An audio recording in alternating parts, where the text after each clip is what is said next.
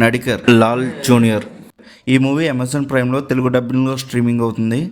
ఇంకా తెలుగు డబ్బింగ్ ఎలా ఉందని అడిగితే దీని గురించి లాస్ట్లో మాట్లాడుకుందాం. ఇంకా నాకు ఎలా అనిపించిందని అంటే నచ్చలేదండి, నాకు అస్సలు ఎక్కలేదు మూవీ. ఎప్పుడు అయిపోద్దిరా బాబా అని అనిపించింది.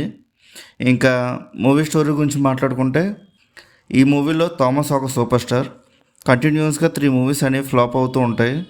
ఇంకా థామస్ సూపర్ స్టార్ అయినప్పటి నుంచి యాక్టింగ్ మీద ఇంట్రెస్ట్ తగ్గి పార్టీస్ మీద ఎక్కువ కాన్సన్ట్రేట్ చేస్తాడు. ఇంకా స్లోగా యాక్టింగ్ మర్చిపోతూ ఉంటాడు.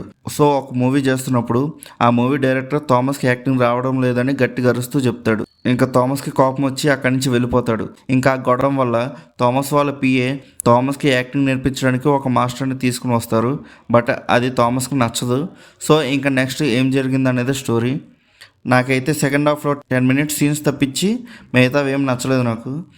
ఇంకా స్టార్టింగ్ 40 మినిట్స్ అయితే అస్సలు బాగాలేదు, చిరాకు వచ్చేసింది. బట్ థామస్ మీద హోప్ వల్ల సెకండ్ హాఫ్లో అయినా బాగుంటుందేమోనని మూవీ కంటిన్యూ చేశా. సెకండ్ హాఫ్ కూడా అంతగా నచ్చలేదు, కానీ ఫస్ట్ హాఫ్ కన్నా సెకండ్ హాఫ్ బెటర్గా ఉందంతే. ఇంకా ఇప్పుడు డబ్బింగ్ గురించి మాట్లాడుకుందాం. డబ్బింగ్ ఎలా ఉందని అడిగితే పరమ దరిద్రంగా ఉంది, అస్సలు బాగాలేదు.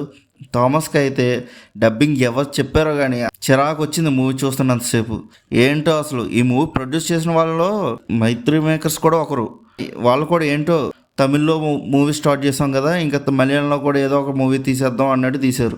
ట్రైలర్లో బాగానే ఉంది డబ్బింగ్, కానీ సినిమా వరకు వచ్చేటప్పటికి ఏంటో ఇలా చేశారు. సరే, ఇంకా సాంగ్స్ అండ్ బీజిఎమ్స్ కూడా అస్సలు బాగాలేదు. ఇంకా ఓవరాల్గా మూవీ ఎలా ఉందని అడిగితే నాకైతే అస్సలు ఎక్కలేదు ఈ మూవీ. మెయిన్గా డబ్బింగ్ వల్ల చాలా చిరాకు వచ్చింది మూవీ చూస్తున్నంతసేపు. ఈ మూవీ మీరు చూద్దామని అనుకుంటే మీ ఇష్టం, నేనైతే వద్దనే చెప్తాను. ఇంకా నెక్స్ట్ వీడియోలో కలుద్దాం. బాయ్.